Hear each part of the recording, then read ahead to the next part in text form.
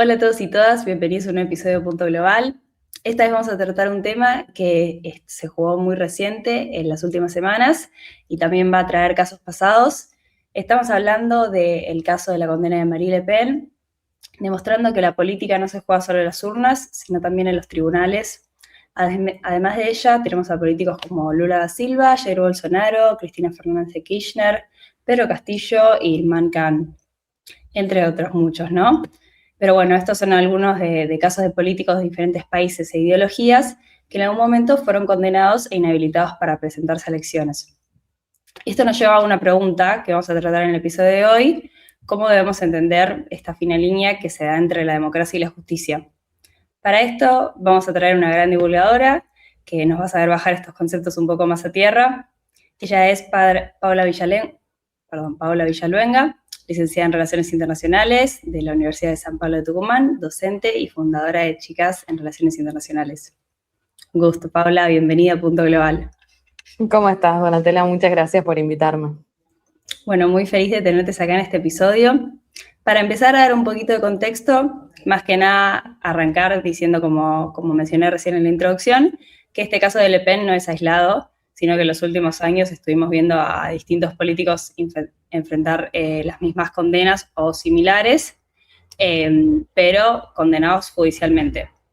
Esto no significó que necesariamente perdieron su apoyo político, sino tal vez al contrario. ¿Qué explicarías o qué explicación encontrás vos entre estas condenas que ya no significan automáticamente el fin de una carrera política, y si esto siempre fue así? Yo creo que primero un poco como que estamos ya en un contexto global de decir, bueno, es hora de abandonar esta idea de que una condena judicial pueda ser automáticamente una condena política, ¿no? Como que estamos viendo ya desde hace, no sé, por lo menos una década, te diría, si no es un poco más, como una suerte de corrimiento respecto de esos límites morales que quizás antes sí movían a las masas a la hora de votar. Ahí es como hacer como este recuerdo quizás histórico de decir que durante buena parte del siglo pasado, es decir, tampoco hace tanto tiempo, esa relación era mucho más directa entre que una causa judicial podía dañar y dañaba en gran medida la reputación de un dirigente porque existía un consenso relativamente amplio, o sea, siempre hubo excepciones, obviamente, sobre la legitimidad de instituciones como la justicia o como los grandes medios de comunicación o incluso los partidos políticos. Entonces ahí la sanción jurídica funcionaba también como una suerte de sanción moral. Hoy yo creo que ese consenso está muy fragmentado, incluso esto es algo que no es una percepción que podamos tener simplemente por mirar al mundo nosotros como individuos, sino que está muy estudiado. Hay un texto buenísimo de Rosa Mayón que él habla de la contrademocracia, creo que así se llama incluso el texto. Sí, creo que les leímos todos ese. Tal cual. Y ahí él, bueno, va explicando eso, ¿no? Que dice que hay una profunda crisis de confianza hacia las instituciones representativas. Y esa desconfianza alcanza inevitablemente al Poder Judicial, y cuando un tribunal condena a un dirigente, hay una parte de la sociedad que puede decir, bueno, está condenado, entonces no es moralmente correcto quizás votarlo, pero hay otra parte bastante importante de la sociedad que no interpreta o ya no interpreta automáticamente esa decisión como algo imparcial, sino que la va a terminar evaluando desde su propia identidad política. Y bueno, así como Rosa Mayán, va a haber un montón de autores que van a traerlo quizás un poco más hasta el presente. Hay un texto que también es buenísimo, que lo recomiendo, que es Cultural Backlash. La verdad no me acuerdo el nombre de los autores, no caso mucho con los autores de nombres extraños, así que no lo tengo muy en la memoria, pero ellos dicen, bueno, los votantes de la nueva derecha radical no priorizan necesariamente la moralidad privada o el comportamiento institucional de un líder, ¿no? Sino que ellos dicen que lo que observan en los votantes es que cuando son como de esta masa de votantes de la nueva derecha radical, ellos valoran más que ese dirigente se enfrente a las élites políticas, mediáticas, académicas, judiciales, porque ya los hicieron responsables a estas élites de sus problemas, ¿no? Entonces, básicamente dicen estos autores que una condena puede incluso reforzar la idea de que ese líder está haciendo bien las cosas, porque está desafiando al sistema. Entonces, como está incomodando al poder, significa que algo bien tiene que estar haciendo por más de que tenga todas las condenas del mundo. Sí, totalmente. Justo tocaste un tema que te iba a preguntar. Aprovecho para decir el libro, si no me equivoco, es de Inglehart y Norris, ¿o no? ¿No es cierto? Cultural Backlash. Sí. Sí, nombre complicado. Pero justo mencionaste recién que tal vez estos líderes terminan siendo potenciados por estas condenas. Y yo creo que acá, sobre todo, como bien mencionaste también, que es un fenómeno reciente, las plataformas digitales y el internet y la IA y los fake news y los bots, todas esas cosas, tienen un gran rol en esto. ¿Estás de acuerdo o qué pensás? Sí, yo creo que quizás pensándolo más como desde construir un pensamiento político, todavía nos cuesta, y por nos me refiero como a nivel academia, ¿no? Cuesta un poco dimensionar quizás aún todo el tema de la masividad, ¿no? Antes hablábamos de medios masivos de comunicación y nos referíamos a los 3 canales que había en la tele y que llegaban a todo el país. Y hoy los Sí, medios la masivos de radio y hasta comunicación... ahí.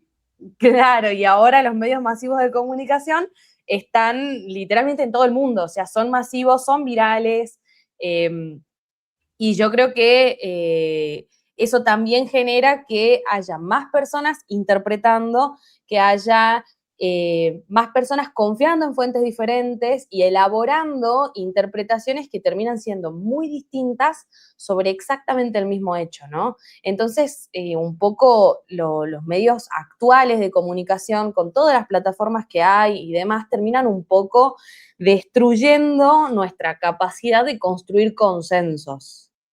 Totalmente. Bueno, sobre esto también quería mencionar primero el caso de Marie Le Pen, que para quienes no saben fue condenada en apelación a 3 años de prisión y una inhabilitación de 45 meses por malversación de fondos europeos, pero esto igualmente la permitiría presentarse para las elecciones de 2027 con una tobillera electrónica. Y mismo también quería mencionar el caso de Donald Trump, quien se convirtió en el primer expresidente de Estados Unidos condenado penalmente y aún así volvió a la Casa Blanca luego de esta condena. Serían como 2 casos, uno aspiracional todavía y otro que ya sucedió, de que un líder político vuelve o intenta volver a un cargo luego de esta condena y en muchos casos lo logra. ¿Qué nos dice eso de la legitimidad democrática y la representación política en nuestras democracias contemporáneas? Hay algo que lo vengo hablando mucho, sobre todo como en círculos quizás un poco más cerrados, y es esto de Lula da Silva, por ejemplo, necesitó que se le caigan todas las condenas para poder ser reelegido, para poder volver a, incluso a decir, bueno, yo me voy a postular, ¿no? Siento que, y esto ya es, como te digo, un sentir, debería ver si tengo también algún autor que me banque en esta, pero a mí me parece que hay que marcar sí o sí esta diferencia entre los líderes de izquierda y los líderes de derecha, y sobre todo de las nuevas derechas. ¿Por qué? Porque las nuevas derechas están logrando algo que para mí es inédito dentro de la democracia, que es decir, no necesito ser moralmente correcto, no necesito estar limpio para poder llegar a estas posiciones de poder. Lo único que necesito es que confíen todos en mí, porque si yo me presento con todo el prontuario con el que yo vengo y no lo niego, entonces, ¿por qué te mentiría sobre esto que quiero lograr? Y por otro lado tenemos a las izquierdas que juegan un poco con la moralidad, ¿no? Ellos juegan a ser los moralmente correctos, juegan a ser los que están del lado de la verdad, los que están del lado de los derechos humanos y demás, y eso no quita que después les terminen saltando las denuncias que les saltan o los escándalos que se destapan, y cuando se destapan ese tipo de escándalos en líderes de izquierda es problemático. Cuando se destapan esos escándalos en líderes de derecha, suele no ser problemático, pero ¿por qué? Porque ellos nunca dijeron que eran buenos. Totalmente. Y ahí una repregunta sobre eso último que dijiste. ¿Vos creés que eso es un tema de que la izquierda no logró, ¿cómo se diría?, actualizar o cambiar su retórica en los últimos años o sus campañas, y la derecha, o justamente esta nueva derecha, sí logró hacerlo? Sí, para mí la nueva derecha aprendió a usar muchas herramientas de la izquierda, sobre todo supo aprovechar la idea misma del populismo, ¿no? Y Totalmente. reconvertirlo para poder mostrar otra manera de ser populistas y otra manera de llegar al poder y de incluso perpetuarse en el poder. A ver, más allá de lo que permita o no la constitución de un país, tenemos a Bukele que va por su tercera reelección ahora. Sí, justo iba a mencionar lo mismo. Entonces es como, a ver, capaz que hay otras constituciones que también lo permiten, pero si él era un líder de izquierda, era un dictador. Sí, Trump también, que tiene, bueno, además que es casi uno de los únicos presidentes, creo, si no el único, que tiene un sitio de merch, que vende gorras, como aludiendo a que también se presentaría al próximo término. Así que eso sería, creo que, impensado o sumamente castigado si viniera de un líder de izquierda o de centro. Totalmente. Y también indagando un poco más sobre este tema de la diferencia entre la derecha y la izquierda. ¿Crees que, o en general, crees que estas condenas afectan de igual manera a la percepción de todos los votantes, o justamente depende el partido o depende la demográfica, crees que impacta de manera distinta? Yo creo que nunca va a impactar de manera igual, ¿no? Sobre todo por esto, o sea, yo creo que el tema de izquierda-derecha no es solo que los líderes de un lado y otro se tratan de mostrar como los superiores, ¿no? Los superiores en esto o en aquello, pero buscan como una cierta superioridad, sino que también en las mismas campañas quizás o en la misma militancia se nota esa diferencia entre a quién le importa y a quién no le importa todo lo que está pasando judicialmente en torno a los líderes, ¿no? Argentina, tipo, para mí Argentina hoy es caso paradigmático en eso, porque estamos tratando, y digo estamos como pueblo preocupado, pero estamos como tratando de llevar adelante campañas o una militancia hacia un partido en base a decir, no lo votes a tal porque tal es malo. O en las elecciones del año pasado era la campaña que trataron de hacer los partidos de izquierda para que no gane La Libertad Avanza en un montón de municipios, por lo menos acá en Tucumán, era, esta persona es Milei, no lo votes.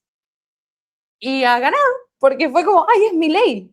O sea, muy bien, es Milei. Entonces, me parece que estamos, hay como una suerte de vacío de propuestas reales, ¿no? La izquierda, volviendo un poco a esto de que la izquierda no se actualiza en cómo comunicar, en cómo mostrar soy buena sin decir los otros son malos. Y yo creo que la misma campaña no funciona para los dos lados, justamente por esto de que un lado no necesitó desprenderse de la moralidad, sino que directamente no la aceptó. Entonces el otro lado se quedó con con toda esa moralidad ahí y está como, bueno, ¿y ahora qué hago con esto? Y no le funciona. Sí, totalmente. Justo tocaste un tema que me interesa profundizar, que es esto de la polarización o del votar en contra de, en vez de por mis propias propuestas. Y esto me lleva a que, en general, con todo este tema de de que las condenas no habiliten a estos líderes? ¿Crees que estamos frente a una creciente judicialización de la política o al revés? Es más que nada una polarización, ya sea afectiva, que creo que es lo que es mayormente, o ideológica, que llevaría a los votantes a relativizar todos estos procesos o estas condenas. Para mí sí estamos transitando más una relativización de todos esos procesos. Y lo que más me preocupa quizás es que en lugar de ver una mayor judicialización, estamos como viendo una mayor demonización del aparato judicial, ¿no? Que una cosa es que lo hablemos desde que un político tiene una causa abierta y etcétera, pero en el momento en el que generan los políticos ese sentimiento de pertenencia en unas masas tan grandes, entonces ponemos en riesgo como el sistema judicial que vamos construyendo. Y esa parte sí es arriesgada, porque sí, tendrá sus cosas que necesita mejorar el sistema judicial, el de acá y el de cualquier lugar del mundo, pero no se puede vivir sin un sistema judicial. Y hoy estamos viendo cómo chicos cada vez más chicos cuestionan estructuras que todavía no llegaron a estudiar en la escuela. Sí.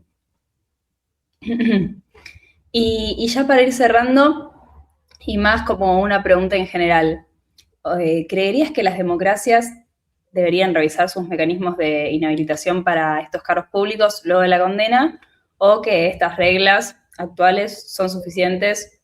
Estamos viendo que no, o más o menos, para garantizar esta rendición de cuentas o competencia electoral, o qué cambios pensás que se podrían hacer para compensar estas condenas o estas reglas que no estarían funcionando actualmente. Y es complicado porque yo creo que la idea misma de inhabilitar para ejercer cargos públicos va un poco en contra de la idea de la democracia en sí, ¿no? Si nos vamos como a la democracia de allá de hace un montón, yo en realidad un poco termino comulgando con estas ideas nuevas que están surgiendo en el Sahel de que la democracia nunca fue pensada tampoco para nuestros pueblos y que en realidad lo que deberíamos hacer es estar buscando formas alternativas de gobierno que sean más acordes a lo que nosotros necesitamos como pueblo y a lo que necesita toda la estructura que nosotros tenemos, o sea, sociedad, empresas y los diferentes niveles de gobierno. Pero la inhabilitación para cargos públicos termina siendo, creo yo, como un arma de doble filo, porque echa la ley, echa la trampa, y siempre te queda el vacío legal, y terminás escuchando cada vez más la palabra proscripción, y creo que ahí es donde se complica, porque se rompen más consensos, quizás. Sí, totalmente de acuerdo. Pasa que es como que tendríamos que encontrar una nueva forma o pseudo forma de democracia, y creo que los cambios nos están ganando a la teoría. Totalmente. Vamos Pero bueno, atrasados. sí, vamos atrasados, pero yo creo que ya con el tiempo esto se va a equilibrar.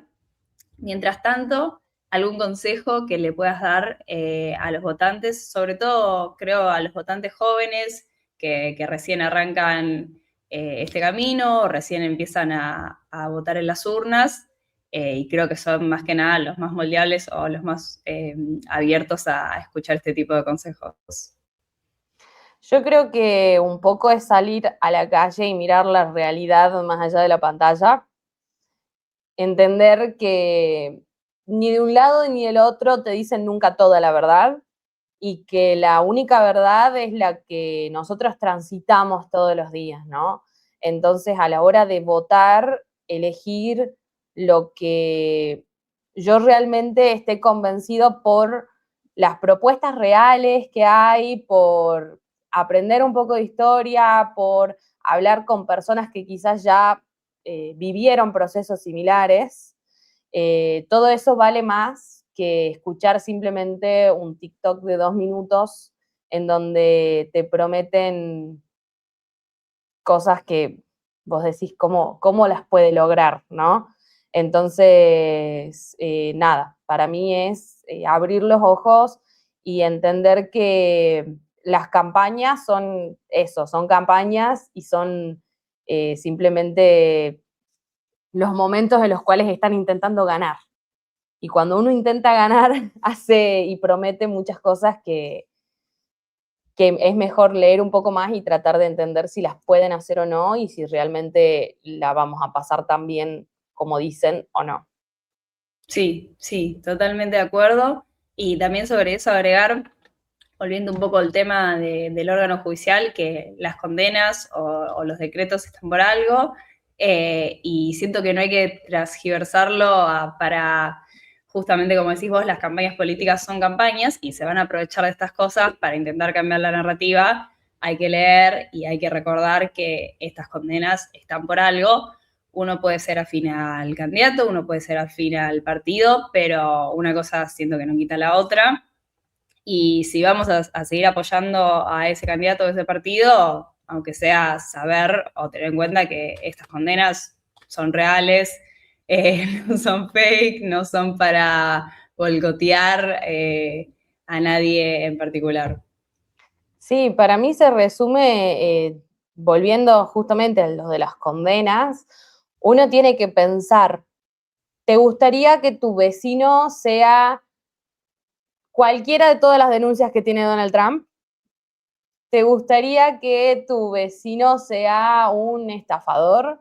¿Te gustaría que tu vecino esté ayudando al narco? O sea, hacer el ejercicio un poco de podría vivir al lado de tu casa. ¿Te gustaría tener a esa persona tan cerca? ¿Sí o no? Sí, bueno, votalo. Yo no quiero vivir cerca tuyo, pero si decís que no, entonces probablemente no es la mejor opción, por más de que te prometa fama y riquezas, ¿no? Totalmente, me parece buenísimo el ejemplo que diste y una gran forma de bajarlo a tierra, la verdad. Paula, muchas gracias por acompañarme hoy. ¿Dónde te podemos encontrar en las redes sociales para que la gente que quiera seguir aprendiendo o escucharte un poco más te pueda encontrar? Estoy en @chicas en RR y en Instagram. Y esa es la única. Buenísimo, genial. Bueno, muchísimas gracias. Ojalá en algún momento tenerte de vuelta en Punto Global y poder charlar este tema de una perspectiva un poco más optimista. Bien, muchas gracias a vos. Que tenga buenas noches. Muchas gracias. Igualmente.